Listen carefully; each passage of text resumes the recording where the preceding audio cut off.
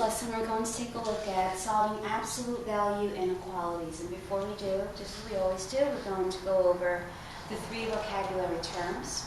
And they're probably all a review for you. Take a look at number 1, equivalent inequalities, or inequalities that have the same solutions. Number 2, a compound inequality is when you have 2 separate inequalities that are joined together by either the word and or the word or. And then finally, the 3rd vocabulary term this lesson, which is absolute deviation, which is the absolute value of the difference between x and a given number. And also just a reminder that when we talk about absolute value, we're talking about the distance of a number, or in this case, an expression between that solution and 0. Let's start going through our 4 examples. Take a look at this. Solve the inequality and graph the solutions. Now that we are back to working with inequalities, you'll have to be sure to include a graph with each of your solutions. We'll start off easy. X is less than or equal to positive 4.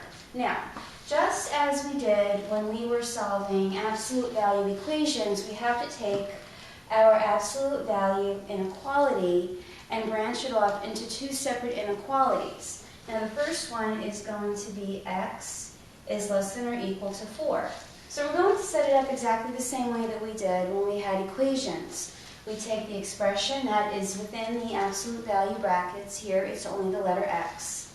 And we're going to use the same sign, and we keep the answer in the sign that it is, which is a positive 4. Then what we're going to do is make our x, but this time we are going to take our inequality symbol and reverse it. So x is going to be greater than or equal to, and we have to make the 4 a negative. And so here we have the 2 solutions to the absolute value of x being less than or equal to 4. And now it's time to graph. And we'll do it the same way.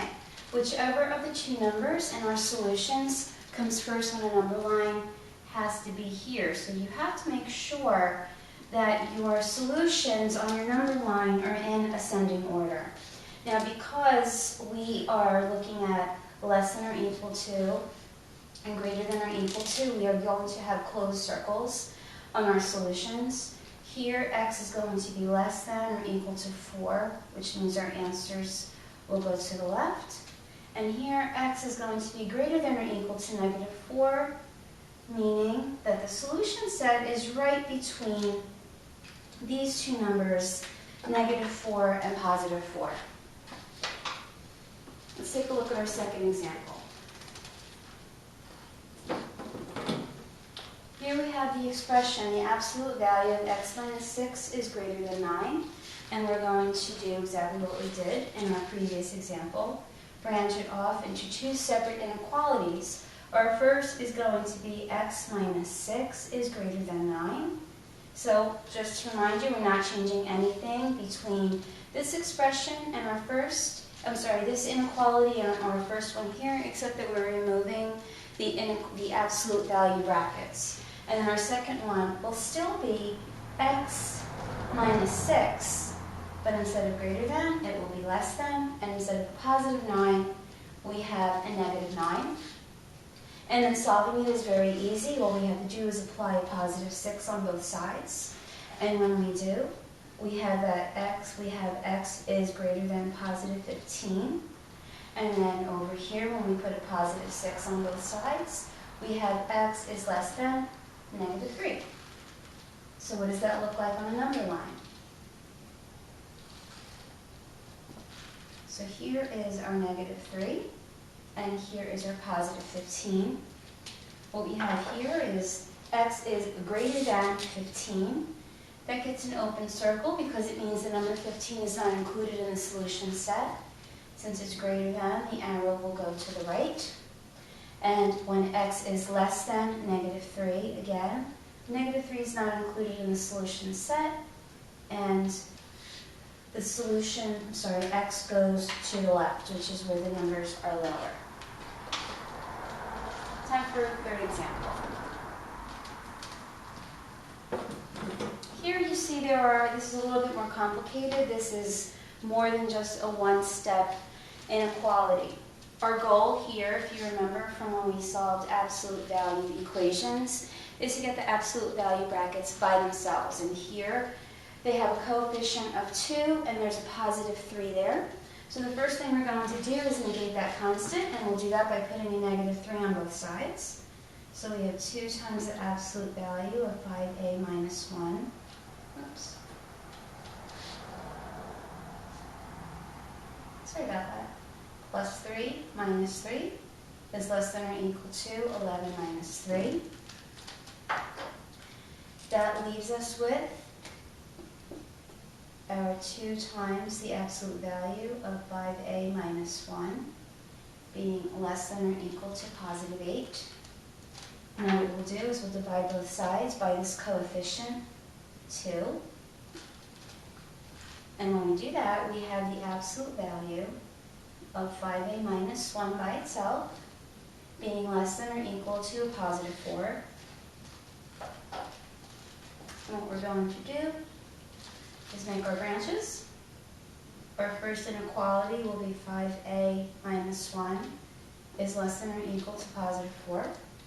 And then our second one will be 5a minus 1 is greater than or equal to a negative 4. And because we've already modeled 2 different examples, I want you to solve this one on your own, and we'll go over it in class. Don't forget to graph it. And now in the last example, we see how absolute deviation is expressed when we're talking about inequalities. Here I've already done the translating. We have a verbal sentence. The distance between 8 and 2x is greater than positive 24. Because our absolute value brackets are already by themselves, we can get right into our branches. First, we'll have 8 minus 2x is greater than positive 24. And then we have to write 8 minus 2x is less than negative 24. And then we're going to go about solving this. The x here is being multiplied by a negative 2, and it has a positive 8 with it. So the first thing we're going to do is put a negative 8 on both sides. So 8 minus 2x minus 8. And we have 24 minus 8. The positive 8 and the negative 8 cancel each other out, and we have negative 2x is greater than a positive 16. And now what we're going to do to get the x by itself is divide both sides by a negative 2. And then what we have on this side is our x. But since we are dividing by a negative 2, we have to reverse the inequality symbol to x is less than negative 8. And then we're going to solve this one in the same way. We're going to put a negative 8 on both sides. Is less than negative 24 with a negative 8. These cancel each other out, and we have a negative 2x is less than a negative 24 combined with a negative 8 gives us a negative 32. And then we're going to finish by dividing both sides by a negative 2.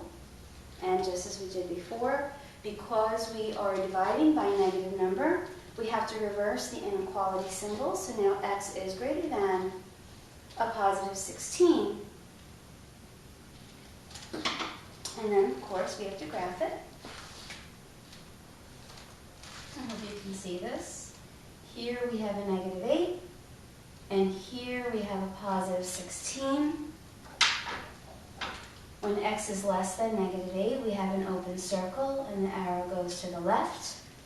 And when x is greater than positive 16, we have an open circle, and the arrow goes to the right.